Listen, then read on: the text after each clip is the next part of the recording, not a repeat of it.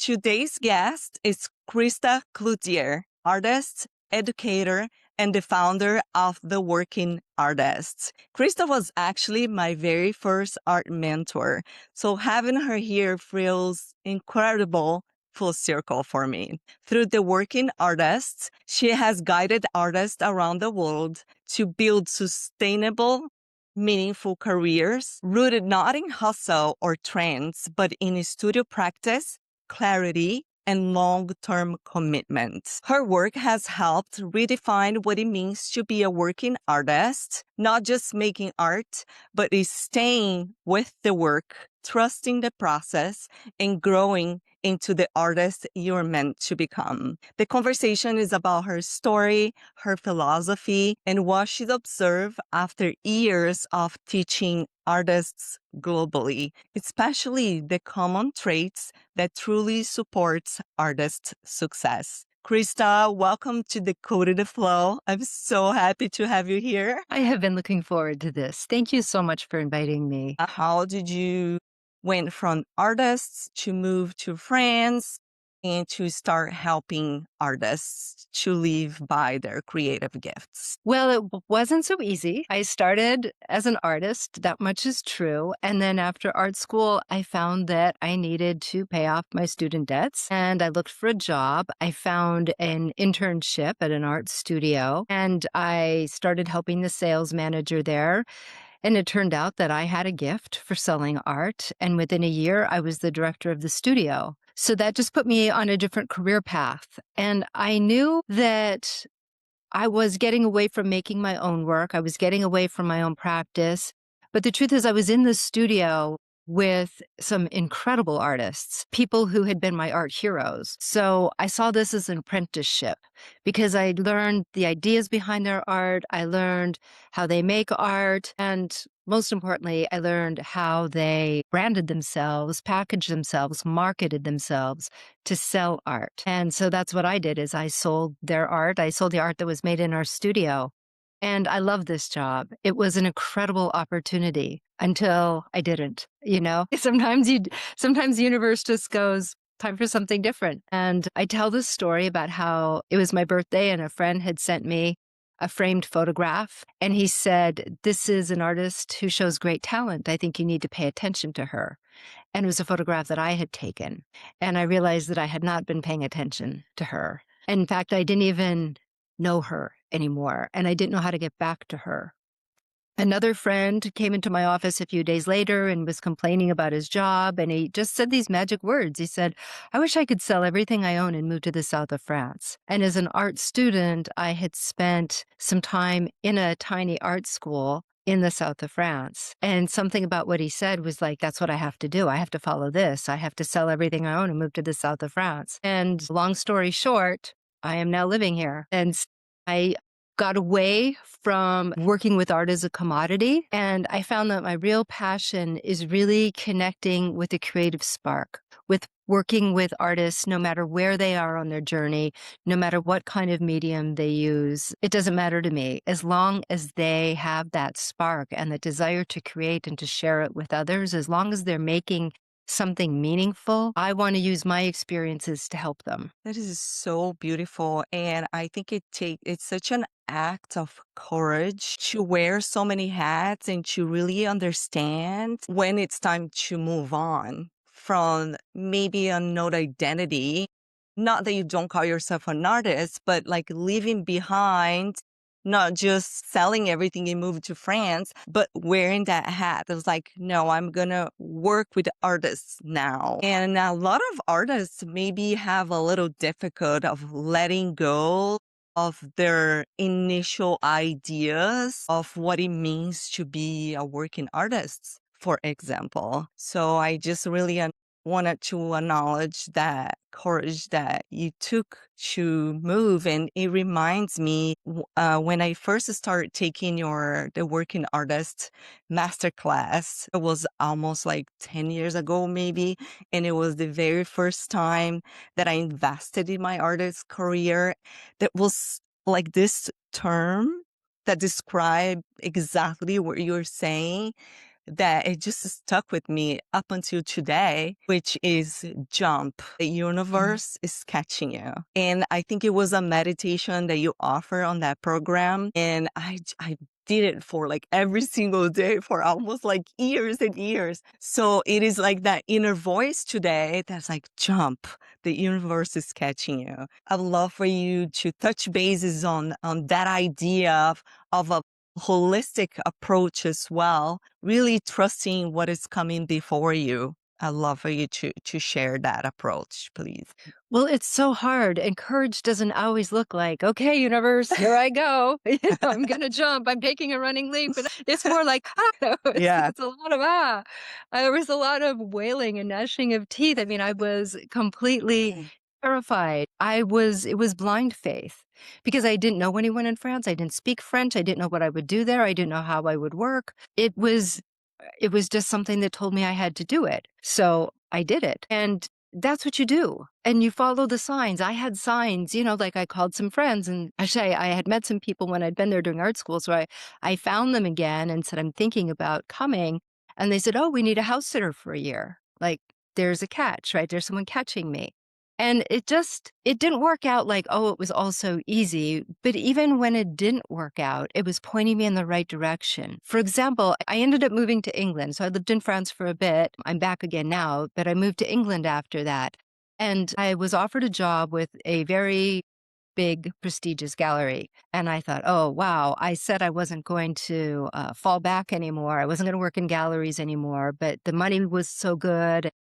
I didn't know what else I could do to make money in England. It was during a recession. So it seemed like a really great opportunity. But the gallery went bankrupt before they fulfilled my contract. So they were stringing me along with promises. And I had to go bankrupt as a result. And that felt like, what are you doing, universe? You said you're going to catch me. And I have all these debts because I've been, following your lead all this time.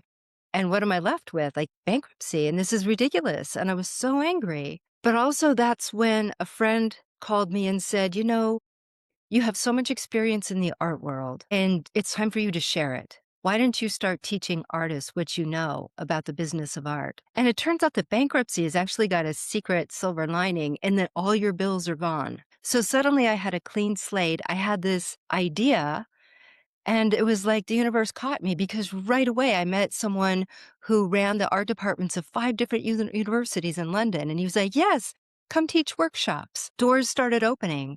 So you can't give up faith even when things seem bad. That old adage that nothing is happening to you, everything is happening for you Oh, is really true when you choose to believe it and to continue to follow it. But it is okay to cry and it is okay to get mad. it's okay to get messy Yeah.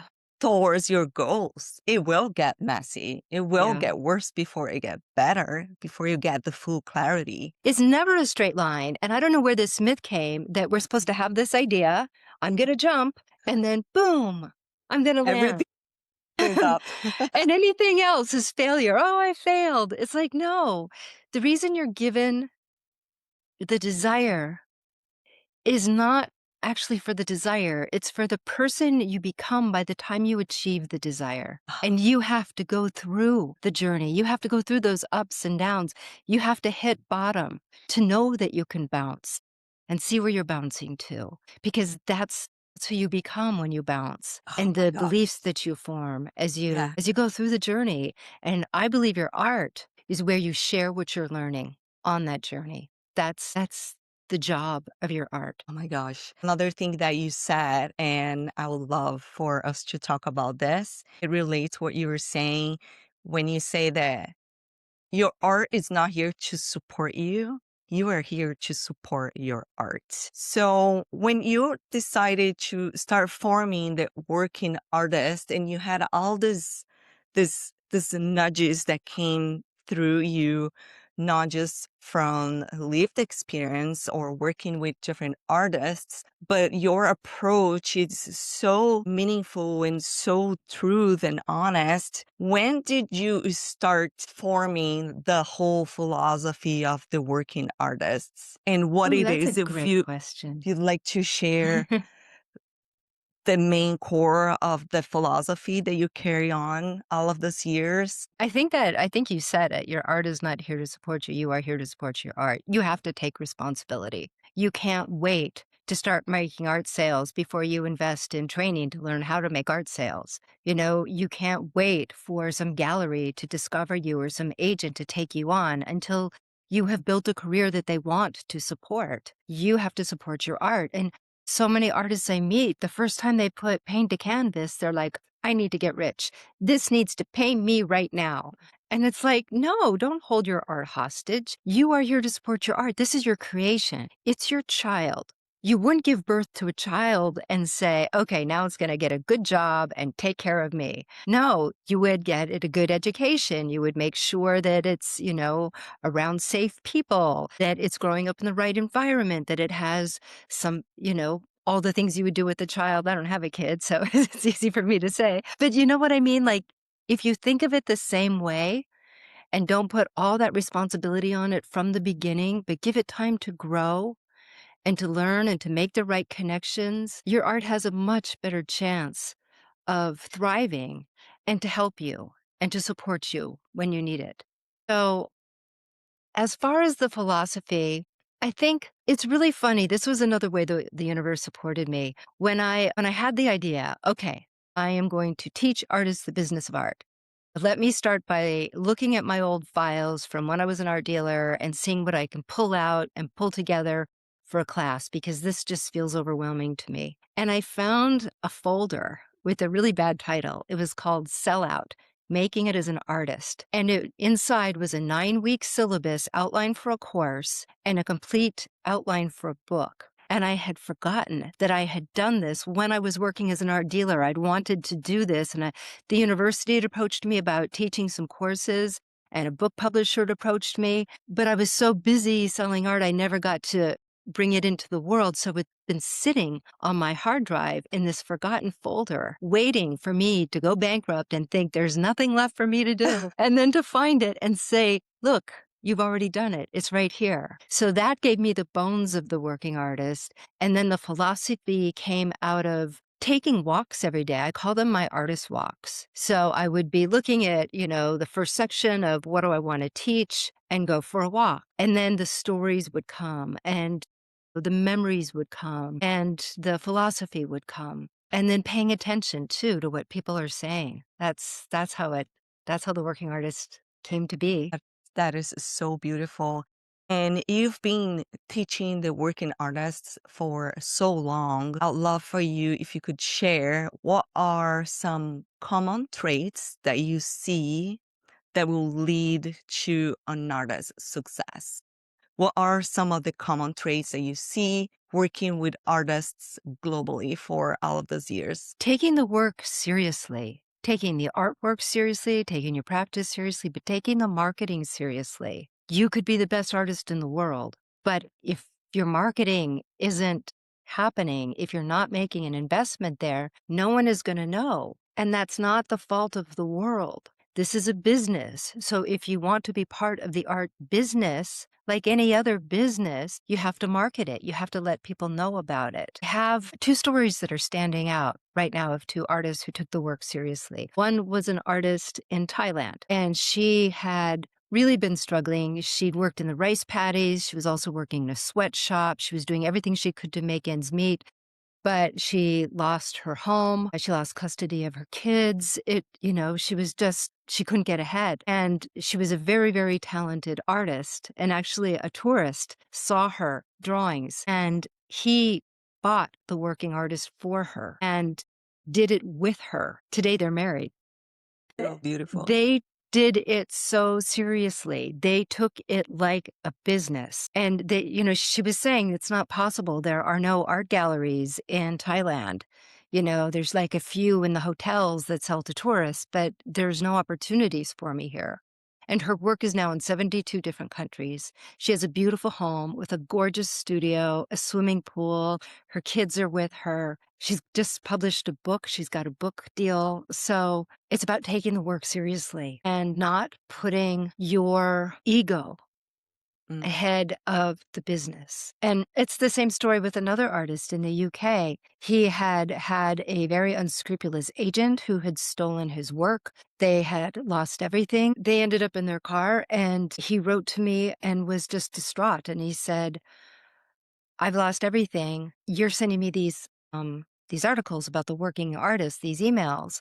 And I can't do this, and I don't even wanna do this anymore, like, I quit, my heart is broken, I am just done with the whole thing, and I gifted him The Working Artist. I didn't expect to hear back, but 1 year later, that money was in my account, and today, he and his wife have a beautiful home. They've got a shop, where he sells homemade pigments, and he has a thriving practice, and he works with me as a mentor for The Working Artist, and he does beautiful work.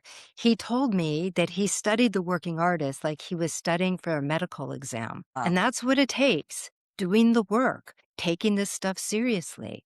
I have artists who go through it who say, oh, it didn't work for me. And I see what they're doing and they're posting, everything I tell them not to do. They're just posting the work. Here it is. Here's the size. Here's the price. Will you buy it?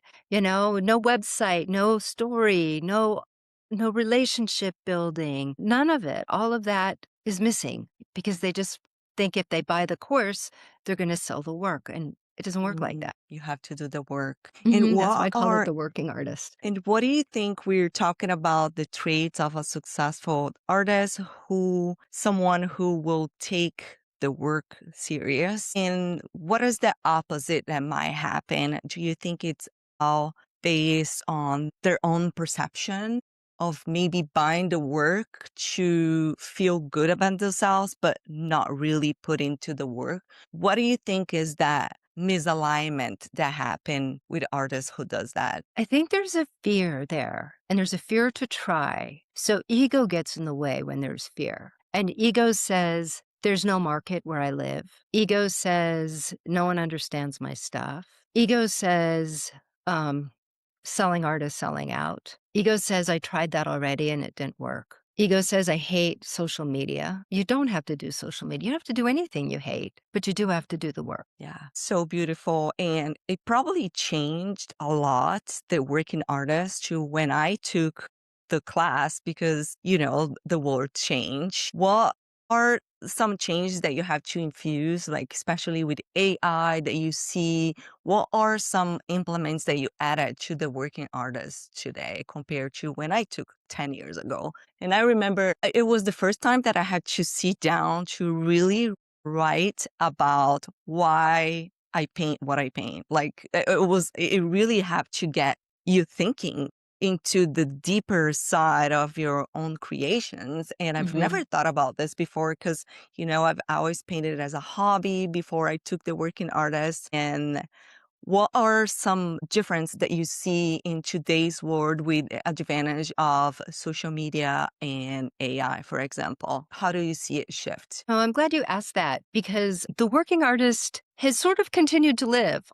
it has continued to live on the platform as it was up until this last year, or actually this year, this January. I had been adding bits and bobs and taking bits and bobs out as I saw changes happening in the marketplace.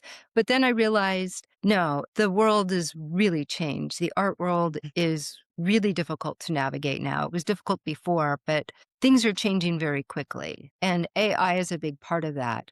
So I have scrapped the working artist and I've created a brand new working artist. I've got two programs now. One is called the Working Artist Journey, which is more like the working artist that you took. It's a course that you do online by yourself. And then there's monthly coaching calls with me even after the course ends. We keep the community together. But I also created a Working Artist Academy, which I'm going to open once a year, which is a more extended course where you're working with me and with other artist mentors that I've trained. And we go much deeper into the art economy and branding yourself and websites. So, yeah, I would call this the Working Artist 2.0 that very much looks at everything we covered in the working artist, but with more modern eyes and with bringing a lot more AI in. I would not be responsible if I didn't show artists the best ways that they could be using AIs and the mistakes I'm seeing artists make using AI. So we go deep into that now too.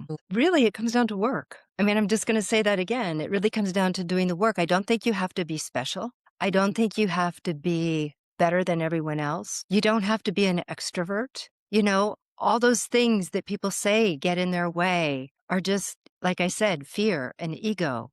Now, there are other things, there are exteriors in life that stop artists. Many times when they have families, that slows or sometimes stops the art practice, illness, caring for parents or partners or, anyone caring for others.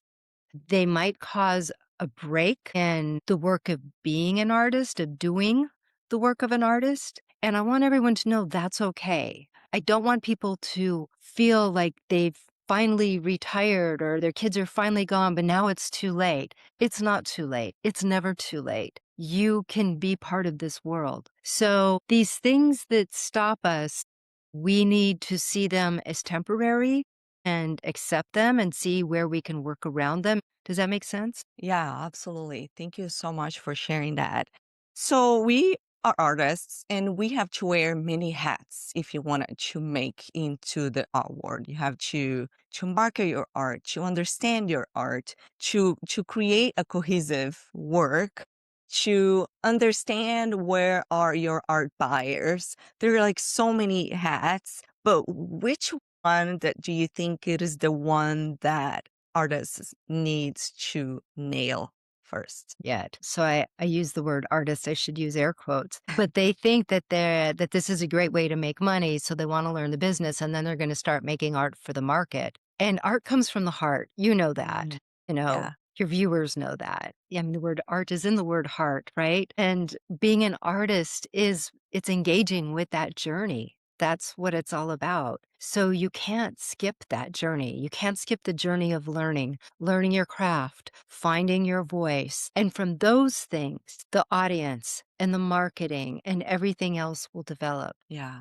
And it's so interesting because I see a lot of artists because when we create something that comes from within, we put a lot of pressure and our own value into the work. So when the outcome is not the outcome that you wished for your art, you feel like a failure.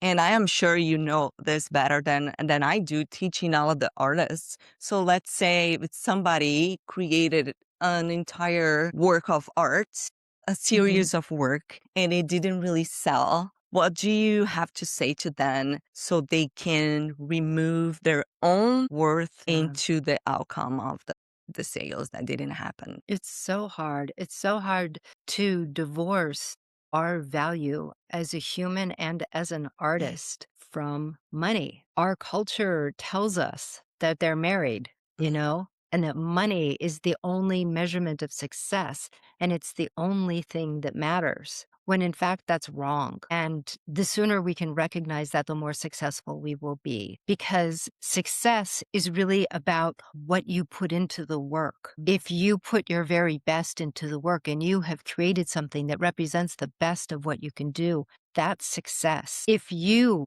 have done all the marketing for the show and you have found a good home and you have for the show to hang and you've invited people to the show and you've created all of your marketing materials, that's success. You can never control other people. You can't control what they buy or what they don't buy. You can't control the economy. You can't control global events. You know what I mean? Yet we attach our self-worth to so many things that are completely outside of our control. We need to stay in our own lane and define success by our own metrics. And if the rest of the world doesn't do that, too bad. We need to lead and show them that art has value that goes well beyond money. Yeah, and I really like what I notice for even for myself, if I'm creating a piece of art and I have many other things going on in my mind, it kind of disalign myself with the work and that work won't sell. But if you're really connected and you take the time to kind of remove everything that is blocking the flow of that art to be able to live and to be creative, if you align your thoughts with your actions, it is almost like in an instant. Like I feel Mhm. like people feel that energy that you, or the intention that you put into that creation time to really become aware of what you're thinking on that Mhm. specific time. So once you align everything, that's when you get the outcome that you want, because you are thinking of success. You're thinking of like how you can create the best work, right? So it's really aligning the actions and the feelings that you have into the actual making the work. I think this Yes. is, people don't really talk about it, but you have to align those thoughts and those beliefs. Like if you're creating something in the studio and if you keep repeating to yourself, like this sucks, like I'm never going to become successful. Like, what do you think this art will live and breathe out of it? Right. Mhm. Yeah. It's our child. It's part of us. It's gonna be a reflection of us. And again, if it were our child, would we let other people's opinions destroy us so much? No. You stand up for what you create, right? You stand by it. You support it. You're on its side. You know when you've succeeded. You don't let other people determine your value. What are some tips that you have for maybe someone who have two jobs and really want to become a full-time artist? It is a dream of so many of us to become a full-time artist. And what are some tips that you'd like to share based on your own philosophy from the working artist? Well, I would love to say jump, but do your numbers. Do your numbers first. I didn't do my numbers first, and I'm the one who went bankrupt. My story turned out okay, but, I do see a lot of artists just gamble, take a huge risk. Maybe they do an art fair and they've taken a second mortgage on their house to pay for it. But there's a huge, huge thunderstorm that weekend. I've seen that happen and they lost everything. And that was going to be their way out of the 9 to 5, and it didn't work out. And instead it put them back into servitude. You've really got to be smart. And sometimes, yes, you do need to work to support your art, right? You're here to support your art. Your art is not here to support you. So, how can you best support it so you can get it to a place where it can support you? There are steps Love that. there that you have to take. Love Yeah. that. What I also see in today's world, like there's so many options for artists and we Hmm. can get lost. We don't know if you wanted to only sell original work, if you want to just sell out of the studio or working with galleries or do commissions, not do commissions. Like there's so many avenues to be a working artist today. How do you lead people to make those decisions and make them understand that if you decide something, it doesn't mean you're going to do it forever. You're able Hmm. to switch and change based on your own lifestyle that you want to have. That job I had running that studio, that art studio, I worked with all of those artists. I worked with dozens and dozens and dozens of artists. And I say this with love. Working with artists is like herding kittens. I realized that if I wanted them to pay attention to something, I would have to lead them there. And sometimes too many questions up front are too overwhelming and we can't, Mm, we're like, oh my God, it's too many choices. I don't know. So I'm very good at taking very complex systems, very complex decisions, and breaking them down into small, easy, bite sized pieces. And that's why the working artist, it's like a course that's drip fed, right? It's not all the information right there. Like, what do you want to do? Do you want to do this? Do you want to do that? I lead artists through a series of questions. So I feed them information, then help them to decide what's best for them in that, in terms of like social media. Ask more questions and what's right for them in terms of their market. Ask more questions so that they're guided to find their own answers because there is no cookie cut answer. And this is what I see online a lot is these cookie cut formulas that every artist needs to do this. And this is the way you're going to sell a lot of art. And it worked for that guy, so it's going to work for me. But then you end up absolutely hating it and you quit. And that's not coming from your heart. Your art deserves better, and so do you. yeah, I totally agree with that. We all want a shortcut. Most of us are A looking for hack.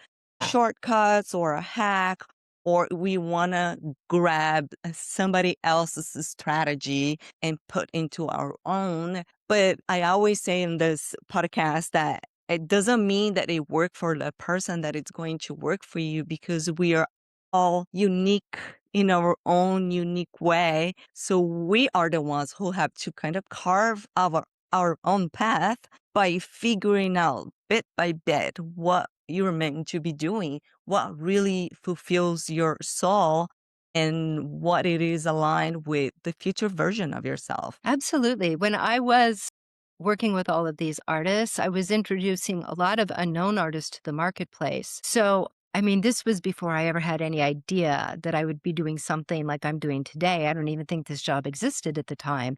It was just part of my job was to look at this artist, speak to this artist, look at their body of work and figure out who they were, what their work was about, who would connect with their work, what were some other ways that I could get their work seen and sold, and to create branding and marketing campaigns for each of those artists. So every single artist that I ever worked with was a clean slate to me. And that was the fun of it for me because I like to put those kinds of things together. I like to think that way. So when I see artists just wanting to do it like the last person did it, it makes me kind of sad because they're missing out on something much richer that they could be enjoying. I love that.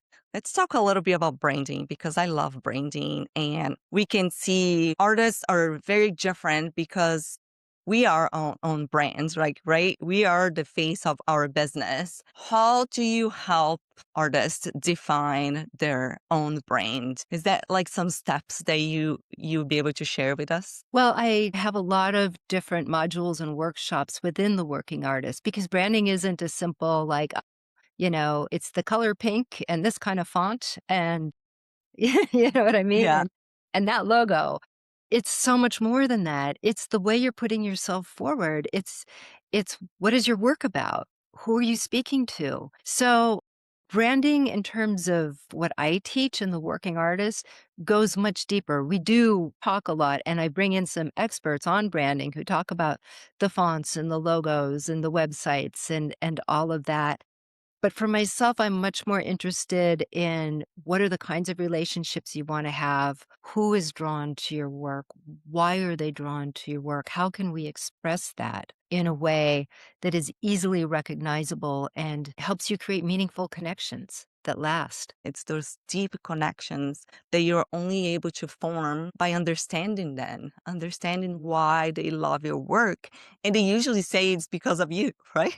That's why they're so important. We do have art collectors who buy because they think your work is beautiful, but most of them, they connect with yourself, with your own story, with their own way of you expressing yourself into the world. So it's important to navigate those inner knowings that we have, but it's sometimes hard to write it down, right? It's easy Mhm. to talk about other people's art, but when it comes to our own, you really have to do the work.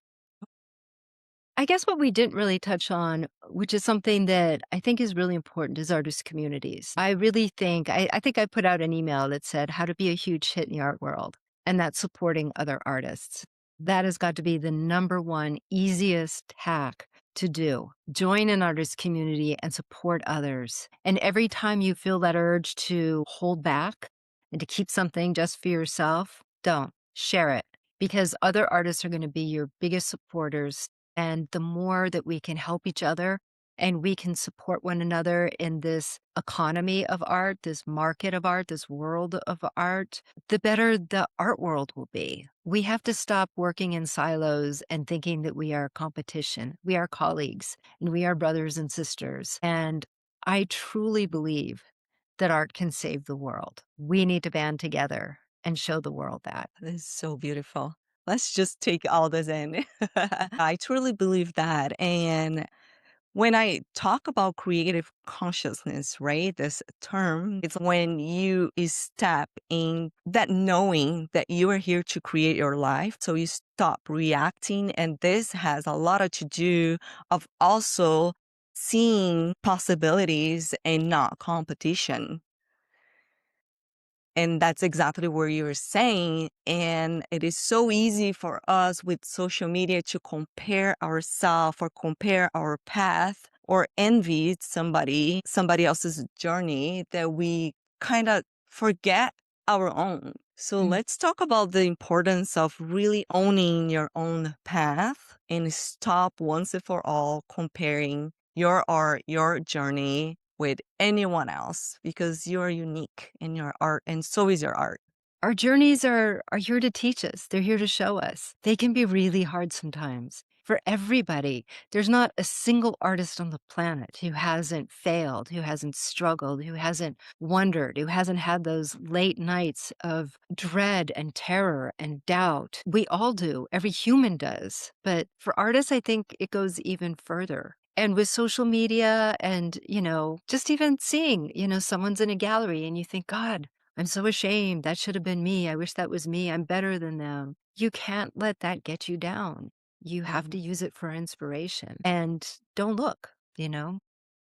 just don't look at that stuff that triggers you. Just congratulate them, find a place in your heart where you can be happy for them and you can send them congratulations. Remember, you're always giving. You're always coming from a place of giving. Exactly. And we were talking about this last week's episode, that you always have to come from a given place. Even when you're sharing your work, you're giving people the Mhm. opportunity to see your art and to contemplate the beauty that you just created. So that removes a lot of blockage of jealousy and envy when you Mhm. come from a place of giving. Like, use envy as a stepstone for what you could be doing as well, right? What is the universe showing you that is also possible Right, to you? right. So if that's something that you want, what would you have to do to get it? What are the steps? And is it something you want? Or is it just something you don't have? Or is it something that you think you should have? Or is it something that society tells you should have? Yeah. You don't have to show in a gallery to be successful. You don't have to be in a museum show. You don't have to sell for a lot of money. You don't even have to sell. You have to make the work and you have to have it seen. That helps art to be art. Art has to be seen.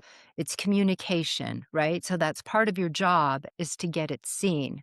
But if you don't want to be in the marketplace, that's okay. That doesn't mean you're not an artist and it doesn't mean you're a failure. I've got a really good friend who he's an artist and he makes houses, little houses, and he makes these beautiful villages. And he's not interested, he doesn't really show them on social media very much. He doesn't sell them, but when the season's finished and he's ready to get rid of the houses because winter's coming, he puts an ad in the local paper and he gives away the houses. And people come from his town, they drive, like families come who would probably never go in an art gallery in a million years. And they love this little village. They take their time choosing which house is going to be theirs. It's magical and he loves it. And that's art. That's a successful artist to me. Yeah. That was actually my next question. So how do you define, what is your own definition of a successful artist? And I know this is personal. It varies. It's one of the Well, it most goes back to what personal I was things. saying earlier about the Stoic Yeah. philosophy. It's about what we put in.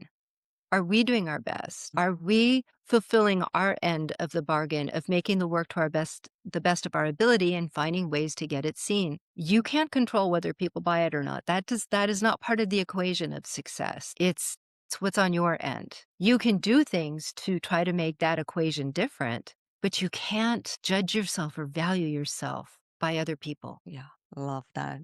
Krista, I'm so happy that we're talking about those deep conversations that we missed in the art world today. You know, it's so easy. Let's talk about how to get into the art gallery, but what are the meaning of things? So thank you so much for sharing, and where people can find you. What is the best way to work with you? Let us know. People can find me at theworkingartist.com. The Working Artist Academy, by the time this comes out, the doors will probably close to that. But join my email list because the brand new Working Artist Journey will be coming out soon.